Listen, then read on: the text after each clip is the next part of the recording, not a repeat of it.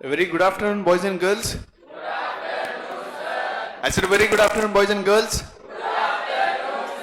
With a happy face, smiling face, हंसते हुए, थोड़ा खुश होके, अच्छे से, सीधा बैठ के, आराम से, अगले सेशन की तरफ बढ़ते हैं. Welcome you all to the very next session of secretarial practice. काफ़ी इंटरेस्टिंग ये सब्जेक्ट है क्योंकि अभी का जो कंटेंट है काफ़ी बिजनेस से रिलेटेड है, काफ़ी इंटरेस्टिंग है. We have started with chapter number 2 जिसका नाम है जॉइंट स्टॉक कंपनी, जिसमें हम evolution of forms of business organisation समझ रहे हैं, जहाँ पर हमने अब तक क्या क्या सीखा है. We have understood the first form of business organisation which is called as a sole trading concern. क्या कहते हैं उसे? Sole trading concern. Sole trading concern is an organization where there is a single owner, manager, controller of a particular business. जब कभी भी किसी business का एक सिंगल ओनर, कंट्रोलर, मैनेजर होता है, ऐसे सिंगल ओनर, कंट्रोलर, मैनेजर को हम सोल ट्रेडर कहते हैं और इस तरह के बिजनेस को हम कहते हैं सोल ट्रेडिंग कंसर्न. क्या कहते हैं उसे? Sole trading concern. तुम्हारे पिताजी क्या करते हैं? व्यवसाय करते हैं या खेती करते हैं? वडील काय करतात? शेती करतात. बरं, ठीक है. बस जैसे कौशल के पिताजी सीमेंट का काम करते हैं और वो अकेले मालिक है, अकेले कंट्रोलर है, अकेले मालिक, मैनेजर है. Owner, controller, manager, all three is a single person. Hence उनका बिजनेस क्या है? Sole trading concern. जो बिजनेस आप देखते हो आसपास, ये तरह तरह का बिजनेस होते हैं. कोई जॉइंट हिंदू फैमिली बिजनेस होगा, कोई पार्टनरशिप फर्म होगा, कोई सोल ट्रेडिंग कंसर्न होगा. तो एग्जैक्टली कौन से बिजनेस को क्या कहते हैं ये समझाने का काम अभी कर रहा हूं मैं. थोड़ा रिवाइज करवाता हूं सोल ट्रेडिंग कंसर्न, ताकि उसी लाइन पे हम आगे जॉइंट हिंदू फैमिली बिजनेस की तरफ जा सके. जब कभी भी when there is a single owner, controller, manager of the business, this is called as a sole trading concern. That single owner is called as a sole trader. उसके features में पहला पॉइंट था, there is no separate act. The partnership firm is governed by the Partnership Act 1932. The joint stock company are governed by the Companies Act 2013. The limited liability partnership is governed by the Limited Liability Partnership Act. यानी बाकी जो forms of business organisation है, जैसे joint Hindu family business is governed by the Hindu succession act. हमारे यहाँ पर बाकी जो भी कानून है वो सारे बिजनेस फॉर्म्स हैं, उन सभी के लिए एक सेपरेट कानून है. सिर्फ सोल ट्रेडिंग कंसर्न एक ऐसा फॉर्म ऑफ बिजनेस ऑर्गेनाइजेशन है जिसके लिए अलग से कोई कानून अभी तक बनाया नहीं गया है. सत्यनारायण की पूजा करो, पेड़े खिलाओ, शॉप निकालो, बिजनेस शुरू. लेकिन एक पार्टनरशिप फर्म ऐसे शुरू नहीं होती. पार्टनरशिप डीड बनानी पड़ती है, पार्टनरशिप फर्म का रजिस्ट्रेशन करना पड़ता है. रजिस्ट्रेशन कंफर्म होने के बाद सत्यनारायण और फिर बिजनेस शुरू. कंपनीज एक्ट में एक प्रोसीजर दिया गया है कंपनी कैसे बनती है. अगर आप एक प्राइवेट कंपनी बनाना चाहते हो तो उसका पूरा प्रोसीजर फॉलो करना पड़ता है. फिर सर्टिफिकेट ऑफ इनकॉर्पोरेशन आता है, फिर certificate of commencement of business लेना पड़ता है. उसके बाद कोई भी एक प्राइवेट कंपनी या लिमिटेड कंपनी अपना बिजनेस शुरू कर सकती है. डायरेक्ट सत्यनारायण की पूजा करे, नाम लिख दिया रिलायंस इंडस्ट्रीज लिमिटेड, बिजनेस शुरू, वैसा अलाउड नहीं है. क्यों नहीं है? Because it has a separate law and there is some procedure for starting in the business in that law and that has to be followed. That has to be followed. Are you getting my point? Are you getting my point? Right? Now there is no such separate law for a sole trading concern. Sole trading concern के लिए ऐसा कोई separate कानून नहीं है. Sole trading concern has only one owner. सिर्फ single owner होता है. कितने ओनर होते हैं? Single owner. कितने होते हैं ओनर? Single owner. ऐसा ही एक कंसेप्ट अपने को आगे चल के आएगा जब हम पढ़ेंगे टाइप्स ऑफ कंपनीज. कंपनीज के अंदर भी एक नई तरह की कंपनी अभी रिसेंटली बनाई गई है जिसका नाम है वन पर्सन कंपनी. क्या नाम है? One person company. मैं मेरे क्लासेस का नाम रख सकता हूं Sharma professional classes private limited. क्या नाम रखा है मैंने? Sharma's professional classes private limited. और उसके सिंगल मालिक है ma'am, Bhakti ma'am, she is a single owner. Sharma's professional classes अभी नाम है, प्राइवेट लिमिटेड नाम नहीं है, सिर्फ मैडम ओनर है ऑन पेपर. तो मैडम का ये बिजनेस क्या है? सोल ट्रेडिंग कंसर्न, मैं मैनेज कर रहा हूं, हेल्प कर रहा हूं, लेकिन ऑन पेपर में कहीं पर भी ओनर नहीं हूं। ऑन पेपर इस क्लास के ओनर कौन है? सिर्फ मैम। तो अपनी क्लासेस क्या है? Sole trading concern. अगर मैं नाम लगा दूं Sharma's professional classes private limited और उसके सिंगल मेंबर ओनर अगर मैडम है तो उसको हम कहेंगे 1 पर्सन कंपनी। क्या कहेंगे हम उसे? 1 पर्सन कंपनी। तो सिंगल मालिक के दो तरह के बिजनेस होते हैं, एक तो वो होगा सोल ट्रेडिंग कंसर्न या फिर होगा वो 1 पर्सन कंपनी। अगर तुम्हें पता करना है कि कंपनी 1 पर्सन कंपनी है या नहीं है, कैसे पता करोगे? सिंपल है, अगर 1 पर्सन कंपनी है तो उसमें सिर्फ सिंगल मेंबर होगा और उसके नाम में क्लियरली दिया गया होगा प्राइवेट लिमिटेड। क्या क्लियरली दिया गया होगा? Private limited. जब कभी भी एक कंपनी फॉर्म ऑफ ऑर्गेनाइजेशन होता है उसके नाम के आगे लिमिटेड या प्राइवेट लिमिटेड ये शब्द होना कंपलसरी है। मेरे क्लासेस के नाम के सामने है क्या? नहीं है। मतलब सिंगल ओनर के बाद ये कौन सा फर्म है? Sole trading concern. अगर इसका नाम होता Sharma's professional classes private limited with a single member owner Bhakti ma'am, then it was a 1 person company. जैसे चैप्टर के अंदर जाएंगे वैसे वैसे सारे कंसेप्ट्स क्लियर होते जाएंगे। अभी बेसिक समझ में आया? एक कंपनी में और दूसरे तरह के बिजनेस में फर्क समझना है तो समझ लो, जॉइंट स्टॉक कंपनी वो होती है जिनके नाम में लिमिटेड शब्द या प्राइवेट लिमिटेड शब्द आना चाहिए। रिलायंस की कंपनी का नाम क्या है? Reliance Industries Limited. क्या नाम है? Reliance Industries Limited. Are you getting my point? तो लिमिटेड या प्राइवेट लिमिटेड शब्द उसके नाम में कंपलसरी होता है, और जिन कंपनियों के नाम में प्राइवेट लिमिटेड और लिमिटेड शब्द है वो एक जॉइंट स्टॉक कंपनी है जो हम चैप्टर पढ़ रहे हैं। समझ में आ रही है बात? आगे, capital contributed is very small. Business में कैपिटल कम लगता है, ऐसा फॉर्म ऑफ बिजनेस ऑर्गेनाइजेशन छोटे मोटे बिजनेस के लिए सुटेबल है। रिलायंस जैसे करोड़ों वाले बिजनेस में एक अकेला व्यक्ति पैसे नहीं लगा सकता, वहां पे मल्टीपल इन्वेस्टर्स की जरूरत होगी। मल्टीपल इन्वेस्टर्स यानी मल्टीपल ओनर्स। मल्टीपल ओनर्स आ गए मतलब सोल ट्रेडिंग कंसर्न वो नहीं रहेगा, क्योंकि सोल ट्रेडिंग कंसर्न का बेसिक कैरेक्टरिस्टिक्स क्या है? मालिक सिर्फ एक होना चाहिए। मालिक सिर्फ एक होना चाहिए। There is no division of profit. अब इस क्लास के ओनर कौन है? भक्ति मैम। तो प्रॉफिट के दो हिस्से होने का कोई सवाल पैदा नहीं होता। मैं ओनर नहीं हूं ऑन पेपर, ओनर सिर्फ एक ही व्यक्ति है। तो आधा मेरा आधा मैडम का, पूरा 100% उन्हीं का। किसी भी सोल ट्रेडिंग, अब इनके पिताजी का बिजनेस है, सिंगल मालिक है, तो उनके पिताजी बिजनेस का आधा प्रॉफिट मुझे देंगे क्या? क्यों देंगे? मोरलवार को देंगे क्या? नहीं। राठी को देंगे क्या? नहीं। राठी के बिजनेस यानी राठी के पापा जो बिजनेस करते हैं उसका आधा हिस्सा क्या अग्रवाल को देंगे क्या? नहीं देंगे। क्यों देंगे? क्योंकि वो मालिक है, सिंगल मालिक है। जब सिंगल मालिक है तो प्रॉफिट के बंटवारे का कोई सवाल पैदा नहीं होता। There is no division of profit और लॉस। मुनाफा ओनर का, नुकसान ओनर का, दोनों की भरपाई कौन करेगा? Owner. Next, all the business decisions are taken by the sole trader. Authority किसकी होती है? वो ओनर की। वो तय करता है दुकान कब खोलना है, कब बंद करना है, किसे काम पे रखना है, किसे निकालना है। सारा अथॉरिटी, सारा कंट्रोल, सारा पावर उस ओनर के पास है। द प्रोपराइटर और soul trader can ensure maximum secrecy. अकेला मालिक है, किसी को इंफॉर्मेशन देने की जरूरत ही नहीं है, इसीलिए बिजनेस में सिक्रेसी यानी इंफॉर्मेशन बिजनेस की बाहर लीक नहीं होती। The liability of the sole trader is unlimited. ये पॉइंट मैंने समझाया था। जब कभी भी तुमको शब्द सुनाई देगा अनलिमिटेड, इसका मतलब आपकी पर्सनल और प्राइवेट प्रॉपर्टी भी बिजनेस के साथ अटैच होगी। कि अगर कोई व्यक्ति है मिस्टर ए, वो अगर बिजनेस चला रहा है सोल ट्रेडिंग कंसर्न और उसके बिजनेस में 10 लाख रुपए का नुकसान हो गया, उसने दुकान बंद कर दी, फर्नीचर बेच दिया, सब कुछ बेच दिया, उसके बावजूद भी बिजनेस में 10 लाख रुपए का नुकसान है, तो सोल ट्रेडर की लायबिलिटी होती है अनलिमिटेड। जब कभी भी शब्द सुनोगे अनलिमिटेड, इसका मतलब वो जो ओनर होता है उसकी पर्सनल प्रॉपर्टी भी उसके साथ अटैच कर दी जाती है।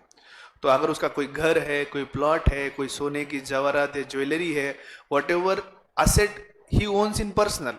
अब घर पे जो सोना है वो उसके दुकान का था क्या? नहीं। खुद का जो घर है और दुकान है उसका कुछ लेना देना है क्या? नहीं, दुकान का बिजनेस बाहर था, घर तो उसका प्राइवेट है। लेकिन अनलिमिटेड लाइबिलिटी का मतलब होता है कि अगर कोई मिस्टर ए जिसका खुद का घर है और वो किसी और जगह पर बिजनेस कर रहा था और वो बिजनेस नुकसान में चला गया, बिजनेस का सब कुछ बेच बुचा के भी अभी 10 लाख रुपए का नुकसान की भरपाई होना बाकी है, तो वो नहीं बोल सकता मेरे पास पैसे नहीं है, मैंने तो सब बेच दिया, हाथ खड़े नहीं कर सकता, क्योंकि सोल ट्रेडर की लाइबिलिटी होती है अनलिमिटेड। जब कभी भी हम शब्द कहते हैं अनलिमिटेड, इसका मतलब उस व्यक्ति, उस मालिक की पर्सनल प्रॉपर्टी भी उसके साथ अटैच कर दी जाती है। तो मिस्टर ए के पास प्रॉपर्टी क्या है? घर। उसको घर बेचना पड़ेगा, लेकिन वो पैसे उसी को चुकाने पड़ेंगे।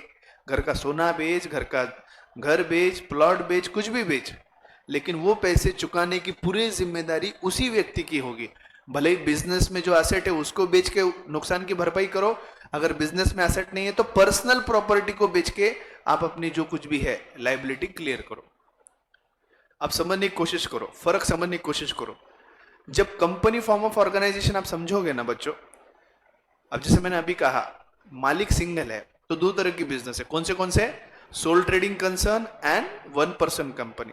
किसी को लगता है थ्योरी सिर्फ पढ़ाने का बात है तो दिमाग से भूल जाओ, ये सिर्फ ऐसा पढ़ाने का काम नहीं जैसे टेक्स्ट बुक में दिया है, उसको काफी लॉजिकली समझाना पड़ता है तब एसपी समझता है, नहीं तो तुम घंटा इसको 1000 बार भी पढ़ ले तो तुमको समझ में नहीं आता एग्जैक्टली क्या बोलना चाह रहे हैं। अभी तुमको समझाता हूं लिमिटेड लाइबिलिटी और अनलिमिटेड लाइबिलिटी। सब लोग स्ट्रेट बैठो और ध्यान से सुनो, क्योंकि ये शब्द का बहुत महत्व है। जॉइंट स्टॉक कंपनी के अंदर लिमिटेड होती है कंपनियां, यानी जो मेंबर होता है, जो ओनर होता है, उसकी लाइबिलिटी लिमिटेड होती है। मैं दो तरह के इंस्टेंसेस ले रहा हूं, जहां पे मेरे क्लास का नाम है एसपीसी और एसपीसी प्राइवेट लिमिटेड। क्या नाम है? एसपीसी और एसपीसी प्राइवेट लिमिटेड। एसपीसी के अंदर ओनर एक ही है। ओनर कौन है? भक्ति शर्मा, राइट? यस और नो? यहां पर भी सिंगल मेंबर है। ओनर कौन है? भक्ति शर्मा, राइट? लेकिन ये ऑर्गेनाइजेशन क्या है? इसे हम कहेंगे ओपीसी, यानी वन पर्सन कंपनी। क्या कहेंगे इसे हम? OPC, one person company. लेकिन ये है एक सोल ट्रेडिंग कंसर्न। क्या है ये? Sole trading concern. दोनों के बीच का फर्क क्या है समझने की कोशिश करो। यहां पर ओनर की लाइबिलिटी लिमिटेड होती है। क्या होती है? लिमिटेड। और यहां पर ओनर की लाइबिलिटी होती है अनलिमिटेड। अब ध्यान दो समझने के लिए लिमिटेड और अनलिमिटेड के बीच का फर्क। लिमिटेड का मतलब होता है कि भक्ति मैम ने अगर Sharma's professional classes private limited ये वन पर्सन कंपनी बनाई है तो उसको बनाते वक्त उसका शेयर कैपिटल डिफाइन किया जाता है। लेट से 10 लाख रुपए के शेयर्स है, तो मैडम क्या करेंगे? ये 10 लाख रुपए के शेयर्स इस कंपनी के Sharma's professional classes private limited के खरीदेंगे। तो मैडम इस क्लास में 10 लाख रुपए देंगी और Sharma's professional classes private limited उनको 10 लाख रुपए के शेयर्स देगा, राइट? उन्होंने 10 लाख रुपए निवेश कर दिए। यहां पर ओनर वही है लेकिन शेयर्स का फंडा नहीं होता। यहां पे जो भी कैपिटल है उसको लगाना है और शेयर कैपिटल का उसका नाम नहीं होता। अब दोनों में लाइबिलिटी अनलिमिटेड और लिमिटेड के बीच का फर्क समझो। लेट्स से कोविड की वजह से मेरा बिजनेस नुकसान में चला गया और बिजनेस को लग गया 30 लाख रुपए का नुकसान। इस क्लासेस को 30 लाख रुपए का नुकसान लग गया। मैडम ने यहां भी 10 लाख रुपए दिए थे और यहां भी 10 लाख रुपए दिए थे। दोनों भी तरह के बिजनेस में 10-10 लाख रुपए दिए थे। 20 लाख रुपए का लोन लिया था, 20 लाख रुपए का लोन लिया था। बिजनेस को कितने चाहिए थे शुरू करने के लिए? 30 लाख। कितने चाहिए थे? 30 लाख। 10 लाख रुपए मैडम ने खुद के लगाए। यहां पर क्या हो जाता है? शेयर कैपिटल हो जाता है। यहां पर होता है जो सोल ट्रेडर का ओन्ड कैपिटल हो जाता है। 10-10 लाख रुपए लगाए, 20-20 लाख रुपए का दोनों तरफ लोन लिया है। लेकिन कोविड की वजह से बिजनेस नुकसान में चला गया। जितनी फीस आई उतने खर्चे में चले गई और खर्चा ज्यादा हो गया, बिजनेस में इनकम कम हो गई, तो बिजनेस लॉस में चला गया। अब अल्टीमेटली मैडम ने सोचा कि अब अपन बिजनेस को क्लोज डाउन करेंगे। बिजनेस को क्लोज डाउन। अब शुरुआती दौर में 30 लाख रुपए जो मैडम ने लगाए होंगे, किस में लगाए होंगे? फर्नीचर, बोर्ड, ये सब चीजों में। इसके पूरे के पूरे पैसे आएंगे क्या वापस? नहीं आते। मालूम है ना, अभी फर्नीचर यूज कर लिया 1-2 साल, इसके पूरे पैसे आते क्या वापस? अगर ये 3,000 में लिया है, 2 साल के बाद इसके 3,000 आते क्या? नहीं आते। मोबाइल अभी नया 30,000 का लिया है, आज नया 30,000 में लिया, कल इसके 30,000 देता क्या? पैकेट खोलने के बाद, खाली सील खोलने के बाद इसके 3,000 रुपए कम मांगता कोई भी, है ना? तो अगर बिजनेस 2 साल चला है, 2 साल चलाने के बाद बिजनेस में कुछ प्रॉफिट नहीं है, तो जो कुछ भी 30 लाख रुपए इसी में, इसमें, उसमें खर्च किए हैं, क्या उसके 100% पैसे वापस आते हैं क्या? नहीं, क्योंकि वो क्या हो जाती है अब? Second hand. मैडम ने निर्णय लिया कि अब अपने को बिजनेस बंद करने का है। अब ध्यान दो, यहां पे मैडम के कितने पैसे थे खुद के? 10 लाख रुपए। मैडम ने लोन कितने ले रखा है? 20 लाख। सब कुछ असेट बेच दिया, सब बेच दिया। 30 लाख रुपए से शुरुआत में जो कुछ भी जमा किया था, उसमें से सिर्फ बेच बुझा कर आफ्टर सेलिंग 15 लाख रुपए जमा हो रहे। कितने रुपए जमा हो रहे? 15 लाख। 30 लाख, 10 लाख रुपए खुद के, 20 लाख रुपए लोन, 30 लाख रुपए में सब कुछ जमा किया। अब बंद करना तो सब कुछ बेचना पड़ेगा ना, बेंच वेंच, बोर्ड वीट सब बेच दिया। बेच के कितने आए? 15 लाख। फीस का तो कुछ नहीं, फीस जितना आया उतना खर्चा हो गया, तो वहां पे वो मैचिंग हो गई। लेकिन अब सेटलमेंट करना है, बाकी कुछ दो मत दो, बैंक के 20 लाख रुपए तो लौटाने पड़ेंगे ना, है ना? अब वो लौटाने के लिए मैडम ने सब असेट बेच दिए। सब असेट बेचने के बाद अभी मैडम के पैसे कितने हैं? 15 लाख। बैंक को कितने देने हैं? 20 लाख। यानी 20 lakhs minus 15 lakhs is equal to 5 lakh. अभी भी 5 लाख रुपए कर्जा देना है। अब ये 5 लाख रुपए देने के लिए बिजनेस में पैसा है क्या? नहीं, सब कुछ बेच दिया अपन ने। यहाँ का मैटिंग, डोर मैटिंग के साथ सब बेच दिया, कुछ नहीं रखा यहाँ पे, डस्टबिन तक बेच दिया, गाड़ी भी नहीं रखी बेचने के लिए। फिर भी पैसे कितने आए? 15 लाख। लेकिन नुकसान कितना है? अभी भी लोन कितना देना है अपने को? 20 लाख। 5 लाख रुपए कम पड़ रहे ना। सोल ट्रेडिंग कंसर्न में सोल ट्रेडर यानी ओनर की लायबिलिटी अनलिमिटेड होती है। क्या होती है? अनलिमिटेड। यानी बिजनेस में कितना भी नुकसान हुआ तो उसकी भरपाई उसको करनी पड़ती। तो इसका मतलब अगर मैडम के पास पर्सनल में खुद के पास 5 लाख रुपए का सोना है, अब मुझे बोलो 5 लाख का मैडम का खुद का शादी में और में सब जगह में सोना लिया हुआ, और बिजनेस का कुछ लेना देना है क्या? लेट से वो तो उनके मैके से लेके 5 लाख रुपए का सोना शादी में, उसका और बिजनेस का कुछ लेना देना है क्या? नहीं। लेकिन सोल ट्रेडर के बतौर उनकी लायबिलिटी बन जाती है अनलिमिटेड। कैसे बन जाती है? अनलिमिटेड। तो उनको उनका पर्सनल सोना या प्रॉपर्टी जो कुछ भी है बेचना पड़ेगा। लेट से गोल्ड जो खुद के पास उनका खुद का था सोना, जो बिजनेस के कहीं रिलेटेड नहीं था, जो उनके मम्मी पापा ने उन्हें दिया था, तो वो 5 लाख रुपए का सोना उनको बेचना पड़ेगा, और ये 5 लाख रुपए बैंक का लोन रीपे करना पड़ेगा, वापस देना ही पड़ेगा। समझ में आ रही है बात?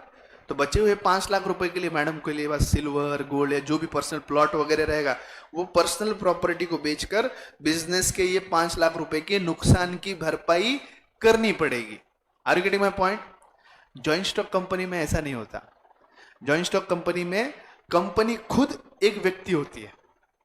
जैसे रिलायंस इंडस्ट्रीज लिमिटेड खुद एक व्यक्ति है और मुकेश अंबानी एक व्यक्ति है, तो मुकेश अंबानी अलग है और रिलायंस कंपनी अलग है, दोनों अलग अलग व्यक्ति है। सिर्फ फर्क इतना है कि एक आर्टिफिशियल व्यक्ति है, मतलब ये कहीं रिलायंस वड़ा पाव घेऊन रे, रिलायंस कोई जिंदा व्यक्ति नहीं है, Reliance is an artificial person. अब यहां पे एसपीसी क्लास और भक्ति मैम ये दोनों एक ही है, ये दोनों एक ही है। लेकिन जब हम 1 पर्सन कंपनी की बात करते हैं, यहां पे स्टेटस अलग हो जाता है। स्टेटस कैसे अलग होता है? यहां पे एसपीसी प्राइवेट लिमिटेड एक व्यक्ति हो जाता है और भक्ति मैम एक व्यक्ति हो जाती है। She is a different person, company is a different person. अब जो 30 लाख रुपए बिजनेस में लगाए गए हैं, वो 30 लाख रुपए भक्ति मैम के लगाए हुए नहीं पकड़े जाते, कंपनी के लगाए हुए पकड़े जाते हैं। सब चीजें सेम है। अब नाम क्या है? Sharma's professional classes private limited. Okay, हाँ। 30 लाख रुपए आए, 20 लाख रुपए का लोन लिया और 10 लाख रुपए का मैडम ने पैसा शेयर्स लिए कंपनी के, बरोबर। फर्क समझने की कोशिश करो। पहले वाले केस में जो 20 लाख रुपए का लोन आएगा वो भक्ति मैडम के नाम पे आएगा। किसके नाम पे आएगा? The loan will be in the name of Bhakti Sharma. But in the second case it will be in the name of Sharma's professional classes private limited, क्योंकि एसपीसी प्राइवेट लिमिटेड भी अपने आप में एक व्यक्ति है। समझ रहे हैं फर्क? पहले वाले केस में लोन पे नाम किसका होगा? भक्ति शर्मा। सेकंड वाले में नाम किसका होगा? Sharma's professional classes private limited. यानी उस लोन का और मैडम का कोई भी लेना देना नहीं है। मैडम का कंपनी का लेना देना सिर्फ वो 10 लाख रुपए के शेयर्स तक है। Sharma's professional classes private limited ने 10 लाख के शेयर्स मैडम को बेचे और मैडम ने बदले में 10 लाख रुपए Sharma's professional classes private limited को दे दिए। समझ रहे हो बात?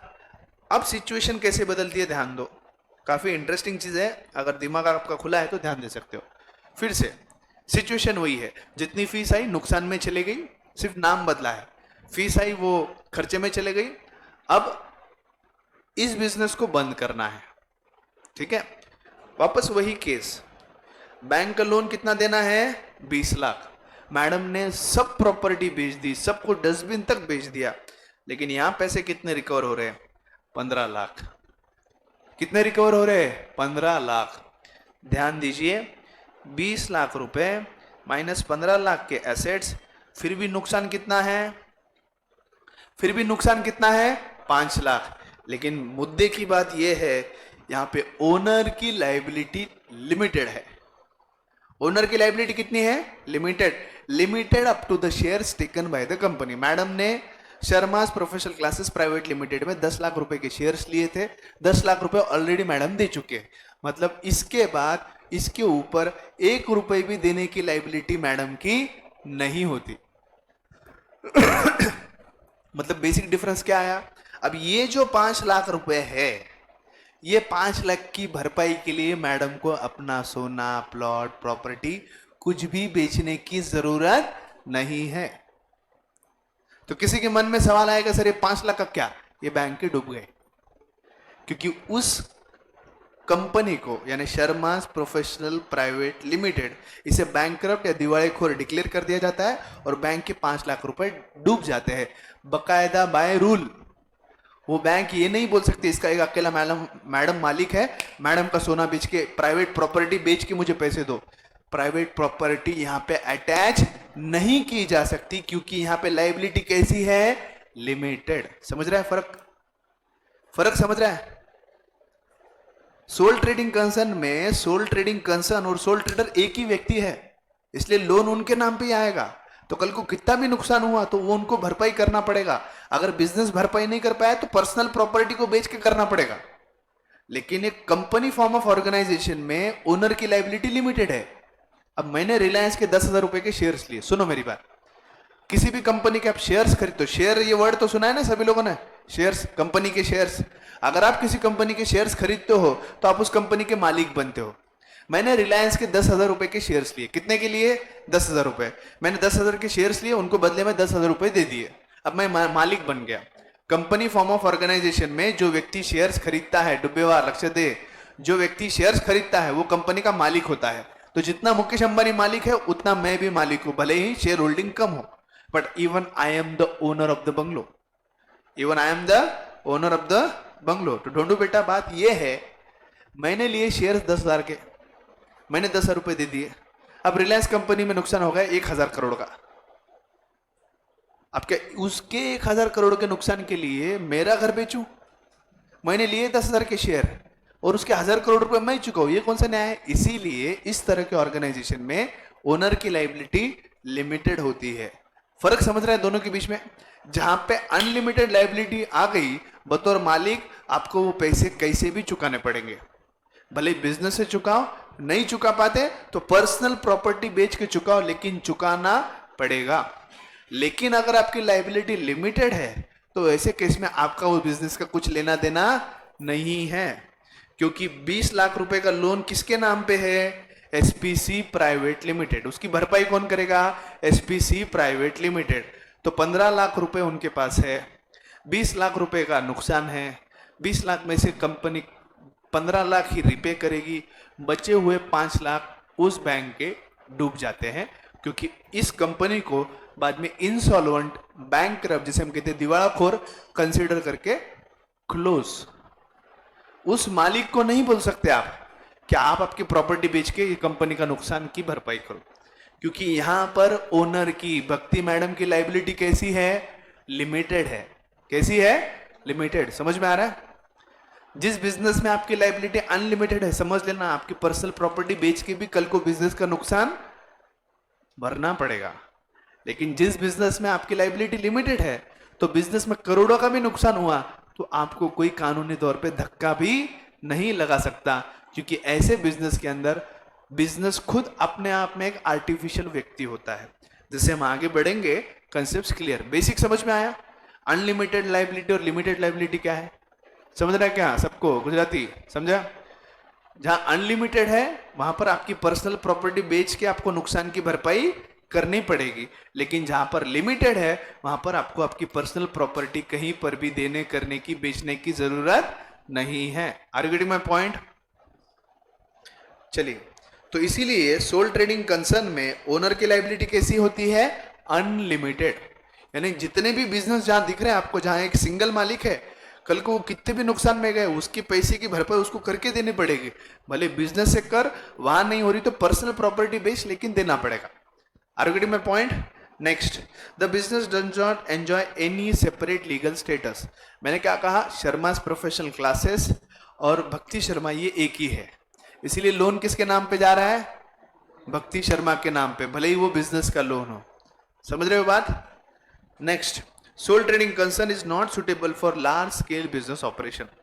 एक अकेला मालिक, एक अकेला पैसा लगाने वाला व्यक्ति लगा कितना लगा सकता है पैसे? 10 लाख, 20 लाख, 30 लाख, 40 लाख, 50 लाख, 1 करोड़, 2 करोड़, 3 करोड़, 4 करोड़, बस। अगर मेरे को कोई प्रोजेक्ट चालू करना है जिसकी लागत यानी कैपिटल रिक्वायरमेंट 5,000 करोड़ है, do you think a single person can? Even Mukesh Ambani can not, even Mukesh Ambani can not, बाकी तो छोड़ दो। तो बोलने का मतलब क्या है? ये सिर्फ छोटे मोटे अपने जैसे दुकानें दिखती है, कपड़े की दुकान, जूते की दुकान, फ्लावर की दुकान, होटल, उड़पी, चाय की दुकान, ठेले, पान पट्टी, छोटे मोटे बिजनेस जो 20-25 लाख, 1 करोड़ के अंदर के लागत के बिजनेस है, ये उन तरह के बिजनेस को सुटेबल है। बड़े पैमाने पे, लार्ज स्केल पे जो बिजनेस होते हैं उसके लिए इस तरह का बिजनेस सुटेबल नहीं होता। बात समझ में आ रही है? इसके बाद मैंने बिजनेस शुरू किया था joint Hindu family business. What is joint Hindu family business? Joint Hindu family business is a family business which is jointly carried out by an Hindu family. मैंने एग्जांपल दिया था पवार बंधु मिठाई वाले। पवार बंधु मिठाई वाले ये एक पारंपरिक बिजनेस है, ये एक फैमिली बिजनेस है, जिसे कौन रन कर रहे हैं? तेजस के दादा, तेजस के पापा, तेजस के 2 काका, तेजस और तेजस के 2 भाई। हम बहुत बार देखते हैं कुछ कुछ बिजनेस होते हैं जिसमें परिवार के सब लोग काम करते हैं, देखते हो ना कभी कभी। बहुत बार आसपास कुछ ऐसे बिजनेस होते हैं जहां पे परिवार के पप्पा, बेटा, काका, दादा सब लोग वो एक ही बिजनेस करते हैं, खानदानी बिजनेस, जिसे हम कहते हैं खानदानी बिजनेस। मारवाड़ी लोगों को ज्यादा होता है खानदानी बिजनेस, सब लोग एक साथ एक ही बिजनेस में काम कर रहे हैं। हमने एग्जाम्पल क्या लिया? पवार बंधु मिठाई वाले। अब इस बिजनेस में कौन काम कर रहा है? दादा, इनके पिताजी, 2 काका, तेजस और 2 भाई। अब मुझे बात बोलो, खानदानी बिजनेस है, इसमें तेजस मालिक है या नहीं है? है। इनके दादा मालिक है कि नहीं है? है। इनके पप्पा मालिक है कि नहीं? है। इनके काका मालिक है कि नहीं? है। इनके दोनों भाई मालिक है या नहीं है? है। तो यहाँ पे मालिक एक हुए, मालिक अनेक हुए, अनेक। लेकिन मालिक कौन है? जो पवार है। शर्मा मालिक है क्या? हाँ। क्या संबंध? शर्मा मालिक है क्या? नहीं। गुजराती मालिक है क्या? नहीं। हम लोग मालिक नहीं बन सकते क्योंकि हम परिवार के सदस्य नहीं है। वो खानदानी बिजनेस जहां पर मालिक परिवार का सदस्य होता है उसे हम कहते हैं joint Hindu family business. The point to be noted, the point to be noted. एक बात जो यहां पे सभी लोगों को ध्यान रखने, लक्ष्य दे, मोरलवार, दोनों बातें मत करो। कंसेप्ट बाद में बाउंसर जाते हैं, समझ में नहीं आता कुछ भी क्या चलो क्लास में। एसपी टेक्निकल है, थोड़ा ध्यान देना पड़ेगा तुमको। बात ऐसी है, जॉइंट हिंदू फैमिली बिजनेस इसे कहते हैं। इसका मतलब इस तरह का बिजनेस सिर्फ एक हिंदू परिवार कर सकता है। जैसे हमने एग्जांपल लिया था कि वेदिका के परिवार सागर होजरी में 5 फ्लोर पे 5 भाई मिलकर वो बिजनेस चलाते हैं। ये एक जॉइंट फैमिली बिजनेस है, ये एक जॉइंट फैमिली बिजनेस है। लेकिन ये जॉइंट हिंदू फैमिली बिजनेस के कैटेगरी में नहीं आता क्योंकि वो जैन है, और जैन हिंदू नहीं होते। Jain are not Hindu as per the Hindu act, they are considered as a different caste itself. Maratha है, मारवाड़ी है, गुजराती है, कोमटी है। हम लोग अगर पारिवारिक बिजनेस करेंगे तो हमारा जॉइंट हिंदू फैमिली बिजनेस होगा। समझ में आ रहा है? अगर कोई मराठा है, कोई मारवाड़ी है, कोई गुजराती है, कोई कोमटी है, राइट, अगर हम लोग, हमारे परिवार के सब लोग मिलकर अगर कोई बिजनेस करते हैं तो वो होगा जॉइंट हिंदू फैमिली बिजनेस। लेकिन एक मुस्लिम परिवार, एक सिख परिवार, एक जैन परिवार साथ में मिलकर, और किसी शेड्यूल कास्ट यानी जो लोअर कास्ट होगा, वो अगर आदिवासी कास्ट का कोई होगा, वो अगर कोई बिजनेस कर रहा है जहां पे परिवार के सब लोग मिलकर वो बिजनेस कर रहे हैं, वो जॉइंट हिंदू फैमिली नहीं होता। नाम क्लियर पढ़ो, जॉइंट हिंदू फैमिली बिजनेस। हम उसी बिजनेस को जॉइंट हिंदू फैमिली बिजनेस बोल सकते हैं जो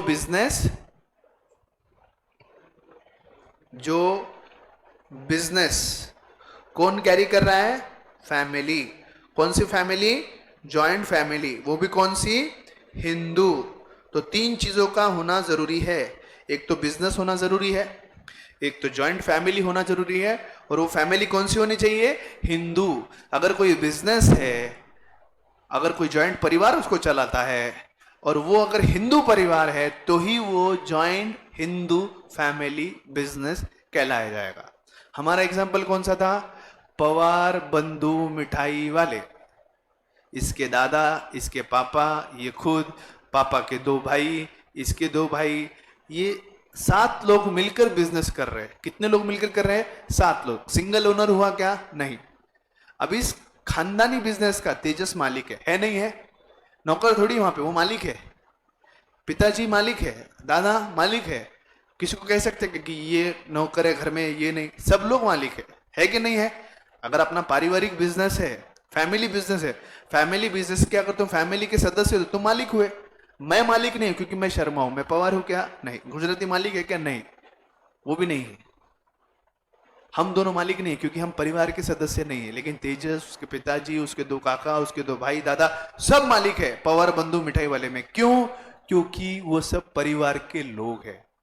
क्योंकि वो सब परिवार के लोग हैं। जब परिवार के सभी लोग मिलकर किसी एक बिजनेस को शुरू करते हैं, अगर वो परिवार एक हिंदू परिवार है तो उस बिजनेस को हम कहते हैं जॉइंट हिंदू फैमिली बिजनेस। मैंने एग्जांपल दिया शर्मास प्रोफेशनल क्लासेस। कितने ओनर है? एक ही ओनर है ऑन पेपर। कौन है? भक्ति शर्मा। तो ये क्लास क्या है? Sole trading concern. अगर Sharma's professional classes private limited हो और एक ही मालिक हो तो वो क्या हो गया? 1 पर्सन कंपनी। पवार बंधु मिठाई वाले क्या है? खानदानी बिजनेस, फैमिली बिजनेस। मालिक कौन है? सब परिवार के लोग। परिवार कौन सा है? हिंदू परिवार। तो ये बिजनेस क्या हुआ? Joint Hindu family business. ये बिजनेस क्या हुआ? Joint Hindu family business. समझ रहे हो क्या? समझ रहे हो क्या? राइट। और ये बिजनेस जो है हिंदू सक्सेशन एक्ट के मुताबिक चलता है। हिंदू सक्सेशन एक्ट 2006 के मुताबिक चलता है। जैसे मैं फर्क बता रहा था कि हिंदू लॉ मुस्लिम लॉ अलग क्यों है, मैंने उस दिन आपको बड़ा चटपटा एग्जांपल दिया था कि मैं अभी किसी और के साथ कुबूल है नहीं कर सकता। कर सकता हूं क्या कुबूल है? नहीं। किसी और के साथ शुभ मंगल सावधान नहीं कर सकता, क्योंकि हिंदू लॉ ऑलरेडी विवाहित व्यक्ति को किसी और महिला के साथ विवाह करने की इजाजत नहीं देता। कोई एग्जिस्टिंग शादीशुदा व्यक्ति अगर किसी और लड़की से शादी करता है और वो हिंदू है, बिना पहले बीवी को डाइवोर्स दिए, तो उसको जेल जाना पड़ता है। किसके मुताबिक? हिंदू लॉ के मुताबिक। लेकिन मुस्लिम अगर है तो वो 3 शादियां कर सकता है, क्योंकि उसको मुस्लिम लॉ एप्लीकेबल होता है, हिंदू लॉ एप्लीकेबल नहीं होता। इसीलिए समझने की कोशिश करो, बार बार हिंदू इस शब्द पे स्ट्रेस क्यों दिया जा रहा है, क्योंकि ये बिजनेस सिर्फ एक हिंदू परिवार के लिए है, और वो परिवार का ये जो बिजनेस है इस हिंदू सक्सेशन एक्ट के मुताबिक चलेगा। जैसे मैंने कहा कि पहले जो जॉइंट हिंदू फैमिली बिजनेस थे, पहले के एक्ट के मुताबिक, अगर हम मेरे वक्त की बात करें, जब मैं पढ़ता था सेक्रेटल प्रैक्टिस, दोस्तों थोड़ा ध्यान दो, थोड़ा सा फ्रेश, उसको बहुत अच्छी बातें बता रहा हूं। उस वक्त मैंने आपको बताया था कि जॉइंट हिंदू फैमिली बिजनेस में, यानी एक जॉइंट हिंदू फैमिली बिजनेस में सिर्फ लड़के मालिक हुआ करते थे। कौन मालिक हुआ करते थे? लड़के। Only the male of the family were owner. अब वो मेल वर्ड कट कर दिया गया है as per the Hindu succession act 2006। तो अगर पवार बंधु मिठाई वाले पारिवारिक बिजनेस है, जहां पर उसके दादा जितनी मालिक है उसकी दादी भी उतनी ही मालिक है, जितने उसके पप्पा मालिक है उसकी मम्मी उतनी मालिक है, जितने 2 काका मालिक है दोनों काका की बीवी है, दोनों काकू भी उतने ही मालिक है। और अगर इनकी कोई सिस्टर है तो 3 भाइयों के साथ वो सिस्टर भी उतनी ही मालिक होंगी जितने की ये है, क्योंकि हिंदू सक्सेशन एक्ट अब मेल और फीमेल में डिस्क्रिमिनेट नहीं करता। Senior most person of the family, who is the controller of the family, is the controller of this business। ये बात भी मैंने समझाई थी। मान लो कोई पारिवारिक बिजनेस है, उस पारिवारिक बिजनेस में दादा है सबसे बड़े, आपके परिवार में आपके दादा है, बरोबर? तो आपके पापा कितने भी बड़े रहो, लेकिन कोई भी डिसीजन दादा के परमिशन के बिना होता है क्या?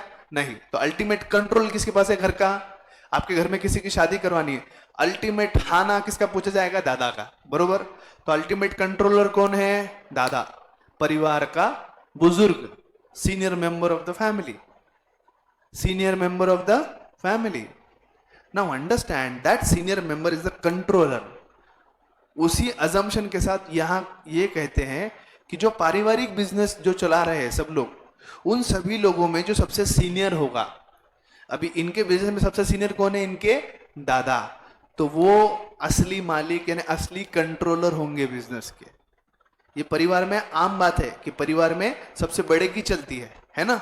और हिंदू के हमारे परिवार में तो आम है कि हमारे परिवार में सबसे बड़ा जो रहता है उसको मान रहता है, उसके मुताबिक चलता है। तो सबसे बड़ा व्यक्ति जो होगा ऐसे पारिवारिक बिजनेस में, वो होगा मैनेजर ऑफ द बिजनेस, वो होगा मैनेजर ऑफ द बिजनेस, वो होगा कंट्रोलर ऑफ द बिजनेस, वो होगा decision maker of the business. क्या कहेंगे मुझे? Owner, manager, controller. अब इनको कहते हैं कर्ता। क्या कहते हैं उन्हें? कर्ता। सुख करता, दुख हरता, वाहता। क्या कहेंगे हम? कर्ता। क्या बोलते हैं हम? कर्ता। और सीनियर मोस्ट पर्सन को छोड़कर परिवार के सारे लोग जो उस बिजनेस में काम करते हैं उन्हें हम कहते हैं को पार्टनर्स। क्या कहते हैं उसे?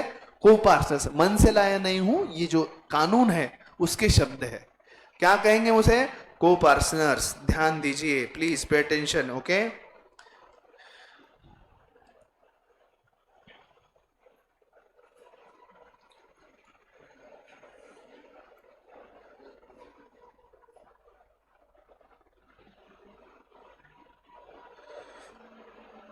पवार बंधु मिठाई वाले, ठीक है? अब ये बिजनेस है, ध्यान दीजिए, प्लीज पे अटेंशन। पवार बंधु मिठाई वाले, ए पिल्या इकडे लक्ष दे। पवार बंधु मिठाई वाले ये बिजनेस है, दिख रहा है बिजनेस सबको? बिल्डिंग है, बरोबर? अब ये पारिवारिक बिजनेस है, इसे कौन रन कर रहा है? Pawar family, right? अब ध्यान दीजिए, आपके दादा का नाम बताओ तेजस। आजोबांचं नाव, नाव माहित नाही? आजोबा का नाम है? हाँ?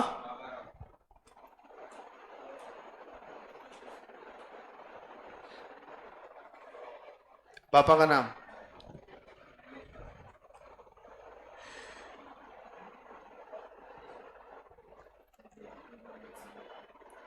दोनों अंकल का नाम?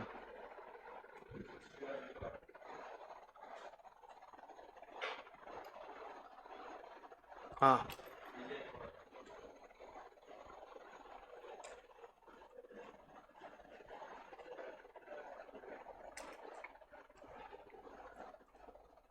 दो भाइयों का नाम। हम्म। प्रतीक।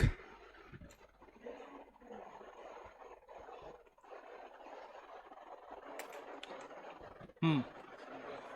संतोष पवार। अब ध्यान दो, अब कंसेप्ट यहां पे क्लियर हो जाएगा।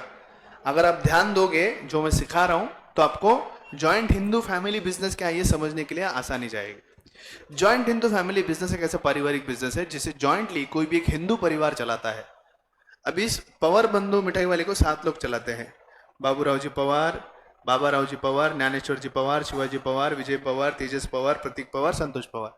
पवार फैमिली पूरे मिलकर इस पारिवारिक बिजनेस को चला रही है।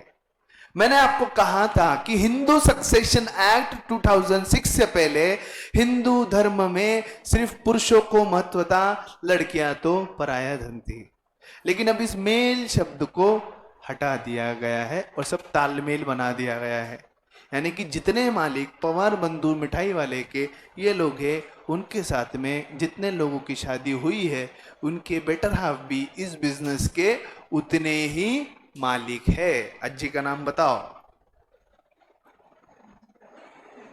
अज्जीचा नाव हा काय? दुनिया में रहने का कोई अधिकार नहीं अगर तुम्हें तुम्हारे ग्रैंड मदर का नाम नहीं पता है तो। अज्जी पवार लिख दोगे यहां पे? दादी का नाम नहीं पता तुम्हें तुम्हारे? अवघड़ है, सच्ची में नहीं पता। हाँ, दादी जी पवार। अब मत बोलना काकू का मम्मी का नाम नहीं मालूम है प्लीज। हाँ,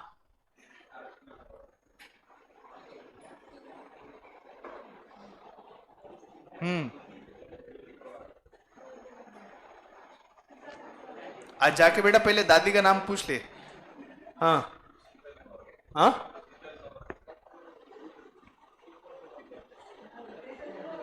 हाँ,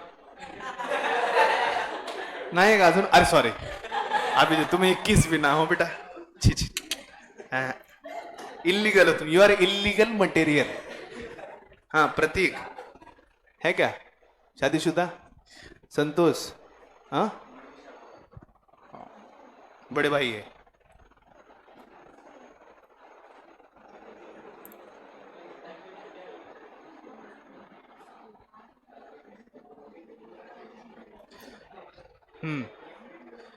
अब एक मिनट, इनको बच्चे हैं? Santosh Manisha newly married, happily married, okay ठीक है। और एक मिनट, तुमको बहनें हैं रियल, मतलब तुम्हारी या काका की? क्या नाम है? हाँ, संस्कृति और प्रगति और हो गया। मतलब ये 3 भाई 2 बहन, ठीक है। अब ध्यान दीजिए प्लीज, पे अटेंशन। आपके सामने मैंने पूरा एक प्लान बनाया है। पवार बंधु मिठाई वाले, ये जो बिल्डिंग है, इस बिल्डिंग के ये इतने सब मालिक है,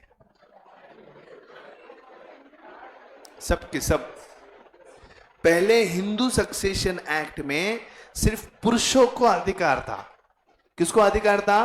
पुरुषों को। Only the male had the right in the family business. Now as per the Hindu Succession Act, क्योंकि क्या प्रैक्टिकल एग्जांपल देंगे तो दिमाग में बात घुसती है। अब इसके बाद कभी कोई भूलेगा नहीं कि जॉइंट हिंदू फैमिली बिजनेस में मालिक कौन है, मालिक कौन नहीं है। परिवार के इतने सब लोग जितने परिवार में है, और कोई बचा है क्या? देख ले, कोई बचा है क्या? उरलं सुरलं कोणी? आत्या किती आहेत? हाँ तो शादी होने देना, पहले तो पवार में पैदा हुए ना। अरे वाह, बेटी बस है। चल वो नाम बोल, आत्या का नाम बोल।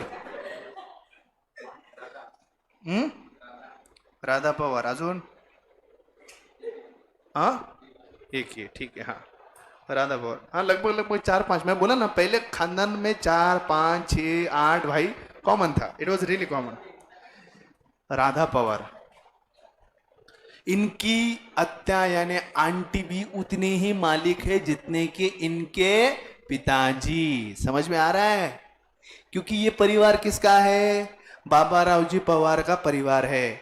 तो पहले पवार के, बाबा रावजी पवार की जो डेफिनेशन है हिंदू का, इसके अंदर पहले सिर्फ मेल आया करते थे, फीमेल नहीं थे।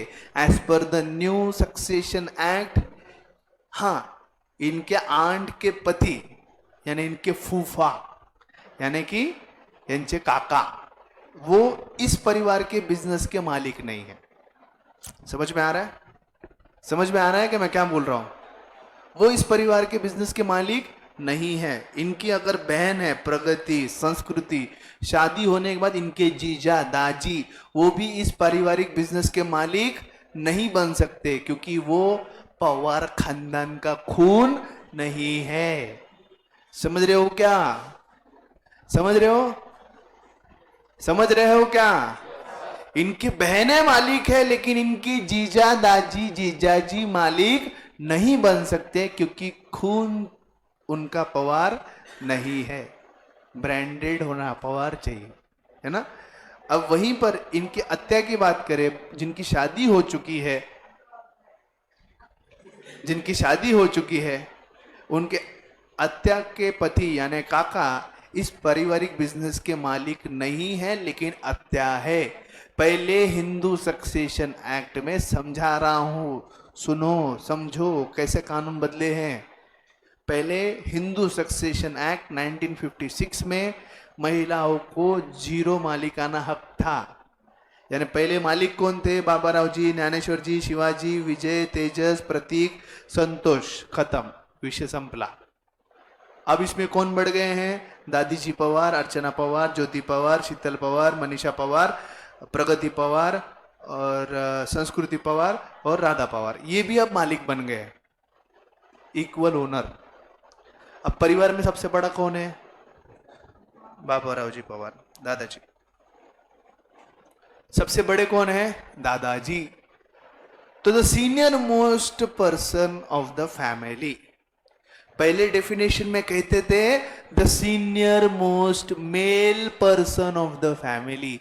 मेल इज डिलीटेड, लॉ में अब क्या है? Senior most of the family. पहले कानून में क्या शब्द था? The senior most male of the family.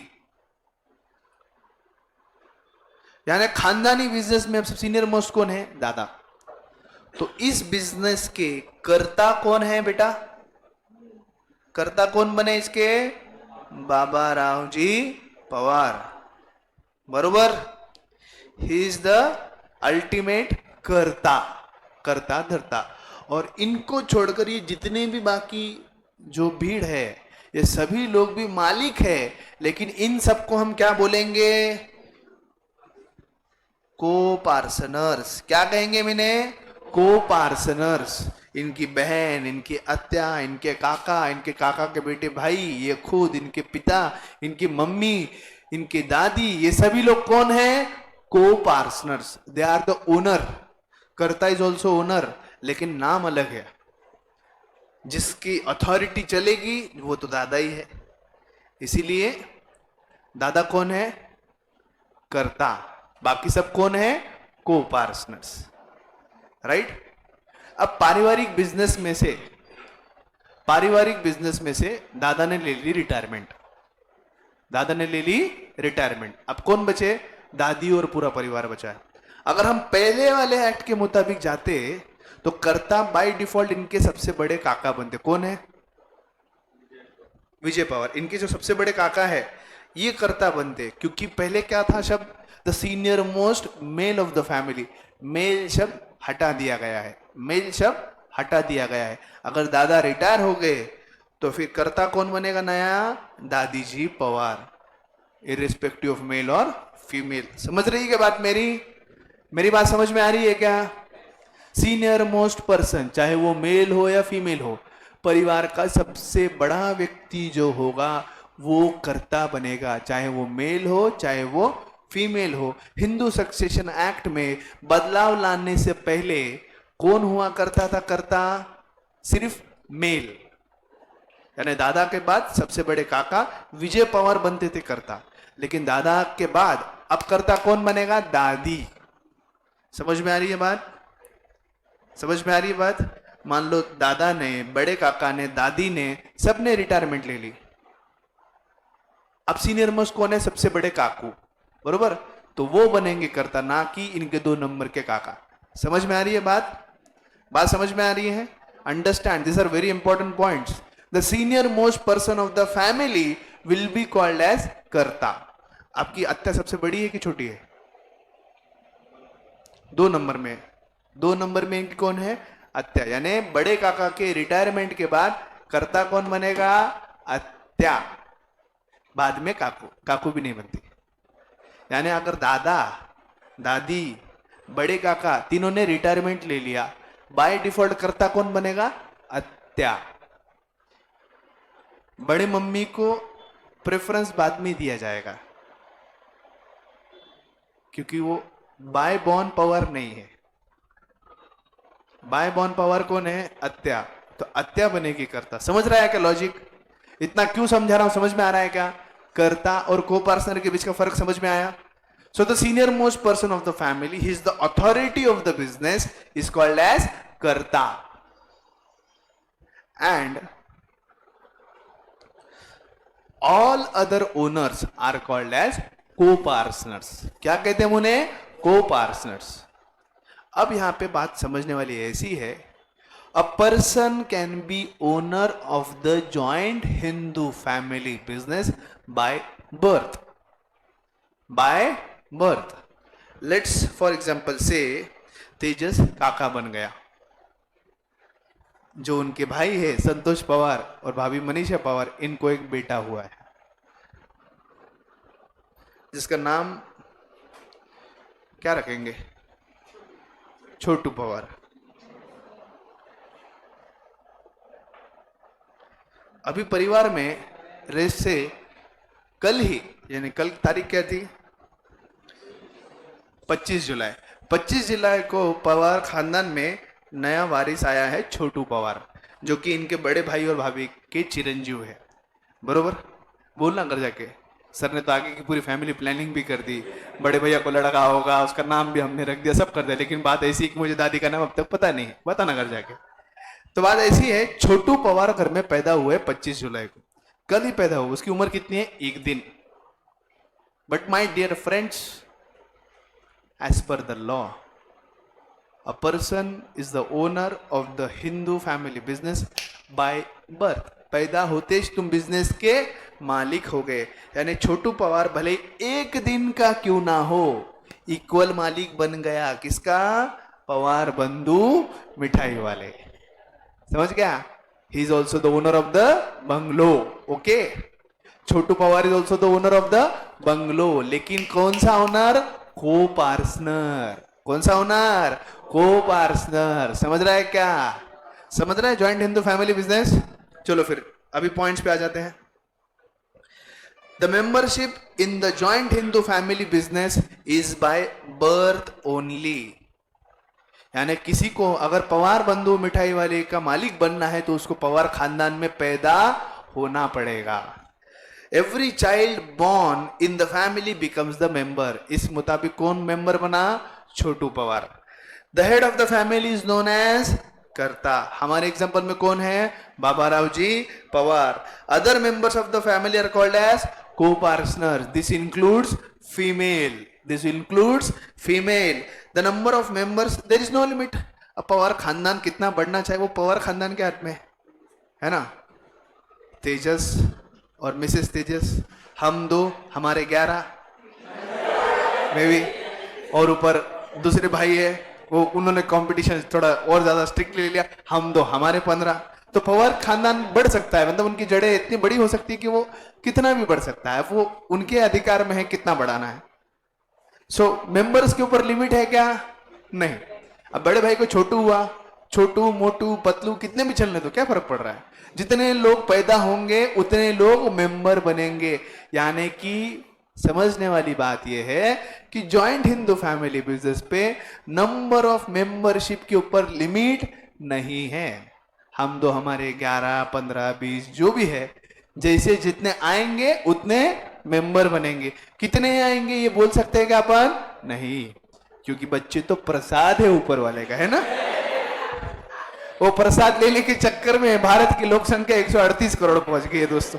कहां चले गई है? 138 crore. So by birth you are the owner of the bungalow, और नंबर इसके ऊपर नो लिमिट, नो लिमिट, कितने भी लोग हो सकते हैं। All the family members are engage in the business.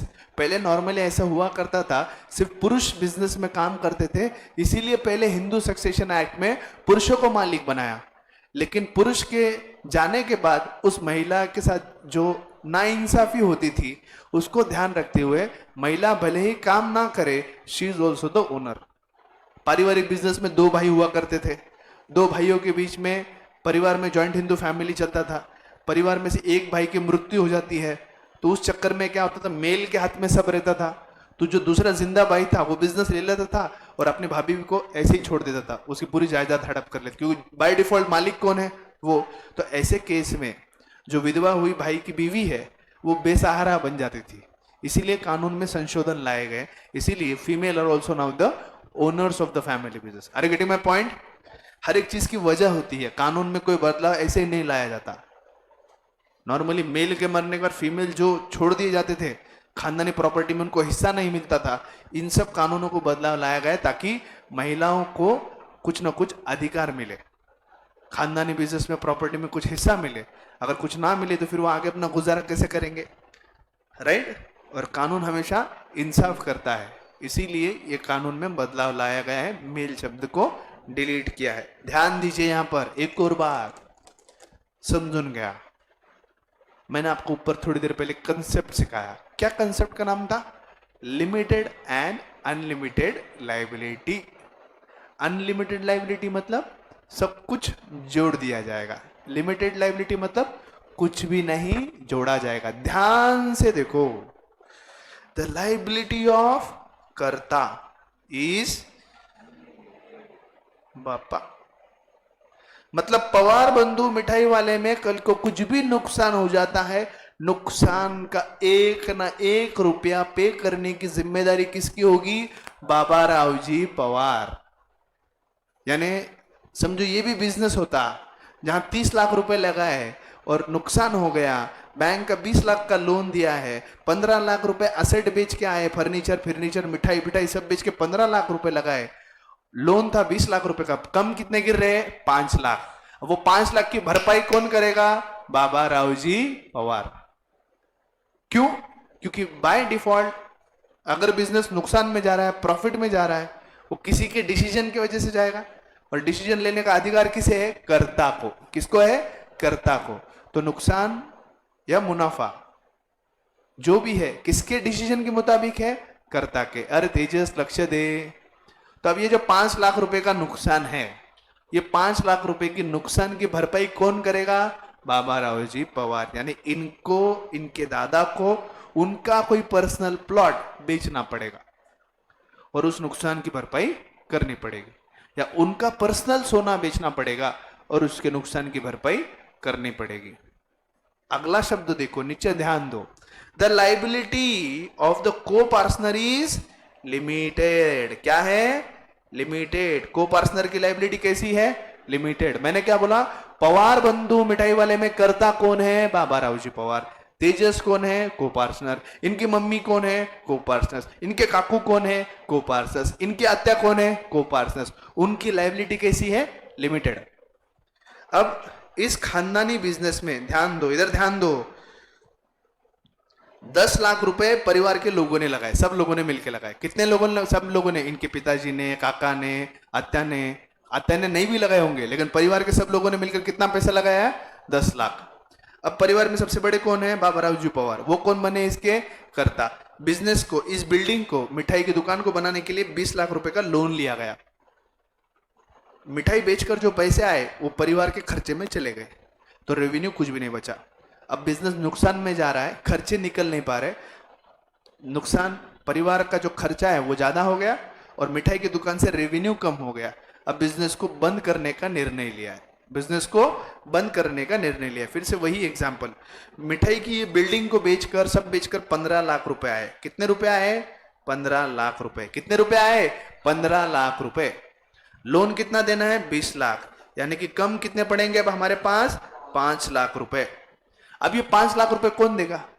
ये कंपनी तो नहीं है कि कंपनी डूबी, दिवाळीखोर बता के सबने हाथ ऊपर कर दिया। यहां पर एक व्यक्ति की लायबिलिटी अनलिमिटेड है। वो व्यक्ति कौन है?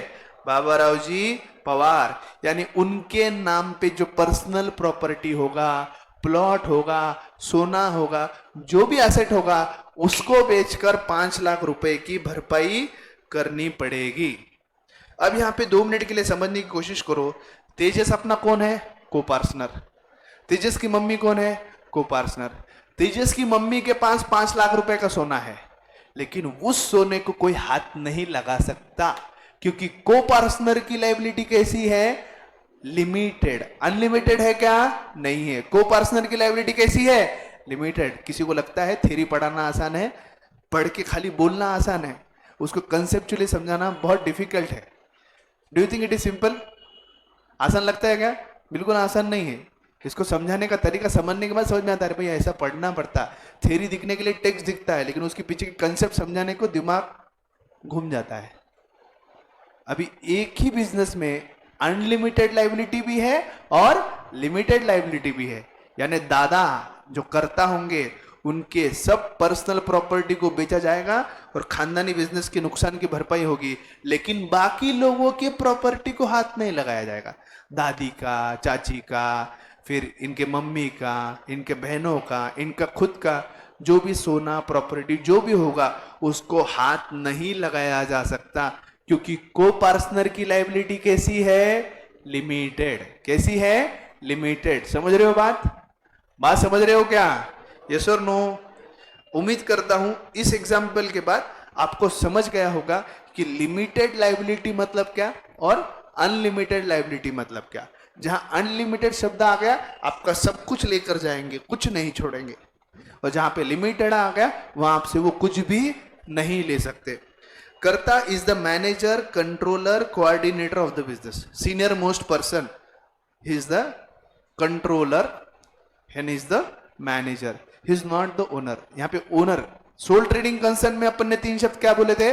Owner, controller, manager. तीनों भी कौन है? Soul trader. कर्ता में क्या बोल रहे हैं? Controller, manager. ओनर शब्द हटा दिया, तीसरा ओनर शब्द हटा दिया। क्यों हटा दिया? क्योंकि यहां पे ओनर सिर्फ करता है क्या? नहीं, उसके साथ परिवार के सारे सदस्य यानी को पार्टनर भी ओनर है। लेकिन कर्ता सिंगल डिसीजन मेकर होता है। इनके दादा के मुताबिक ही सब चलेगी, अकेला डिसीजन मेकर होता है। Is the single decision maker and can take quick decision. मुझे बात अगर ऐसी बोलनी है, शादी की तैयारी करनी है, अगर परिवार के सब छोटू पवार तक पूछा जाए बेटा कौन सा डायपर पहनोगे, हर किसी तक पूछा जाए कि तुम कौन से कपड़े पहनोगे, क्या पहनोगे, क्या करोगे, तेजस दादा की शादी है, शादी ब्याह का अपना सब कुछ अभी लेन देन सब बात करना है, सब शादी की खरीदी है, मेनू डिसाइड करना है। अब मुझे बात करो कि अगर अकेले दादा बैठ के फटाफट डिसीजन नहीं लिए, बोले सबको सबके मन का करो, इनकी मम्मी कुछ एक बोलेगी, इनकी काकू कुछ वो बोलेगी, आत्या तो तीसरी जगह चलता है, फूफा को तो किसी से कुछ लेना देना नहीं रहता है, वो खाली आता है बस मान सम्मान अपना जावाई का बस चलने दो। तो बोलने का मतलब क्या है? अगर हर किसी को अपने मन का मर्जी का करने दे, डू यू थिंक इसकी शादी इस जन्म में होगी? 10 जन्म में भी नहीं हो सकती। अगर बोल दे कि परिवार का हर व्यक्ति अपने हिसाब से प्लान बताओ, अपने हिसाब से डिसाइड करो कि शादी कैसे करनी है, तो बिल्कुल नहीं हो सकता भाई साहब। 10 जन्म तक शादी नहीं हो सकती। शादी फटाफट क्यों होती है? क्योंकि अकेले दादा फटाफट बुलाते, पूछते और फटाफट डिसीजन लेते। हाँ ये मंगल कार्यालय करना है, यहाँ शादी करनी है, इनकी बेटी लेनी है, ये लेना है, ये देना है, ऐसे खरीदी। एक सिंगल डिसीजन मेकर है जिसे हम कहते हैं कर्ता, और उस डिसीजन को इंप्लीमेंट कौन करते हैं? दादा ने बोला मंगल कार्यालय करना है तो इनके पिताजी जाके मंगल कार्यालय करता है। डिसीजन लेने वाला अथॉरिटी करता है, इंप्लीमेंट करने वाले को पार्टनर है। इसे हम उन्हें को मैनेजर भी कह सकते हैं। क्या कह सकते हैं? को manager. The profit sharing ratio keeps on changing depending upon the birth and death. समझ रहा है? सोल ट्रेडिंग कंसर्न में मैं अकेला मालिक हूं, मुनाफा मेरा, नुकसान मेरा, हिस्से होंगे क्या? नहीं। लेकिन यहां पे प्रॉफिट शेयरिंग बदल रही है। कैसे? पहले बिजनेस में अकेले मालिक थे दादा, तो बिजनेस का सारा प्रॉफिट कौन रखता था? दादा। फिर दादी के साथ शादी हुई तो प्रॉफिट के दो हिस्से हुए, आधा हिस्सा दादा का, आधा हिस्सा दादी का। अभी मैंने जो उत्तर लिस्ट बनाई थी, ये थे 10 लोग। फिर उसके बाद 11, 12, 13, 14 और 15। बिजनेस के प्रॉफिट के कितने हिस्से हो रहे हैं अभी? 15। लेकिन कल कौन आया? छोटू। अब कितने हिस्से हुए? 16। समझ में आया? समझ में आया? परिवार में जितने लोग जन्म लेंगे उतने हिस्से बढ़ जाएंगे, और जितने लोग मरेंगे उतने हिस्से कम होते जाएंगे। Are you getting my point? Are you getting my point? समझ में आया? लास्ट पॉइंट समझा? किसी कोई डाउट? Any doubt? समझ में आया? सब पॉइंट्स क्लियर है? किसी पॉइंट में डाउट है? थ्योरी समझना उतना ही डिफिकल्ट है, पढ़ाना उतना ही डिफिकल्ट है, like a practical subject, provided your teacher can teach you the way. Thank you so much.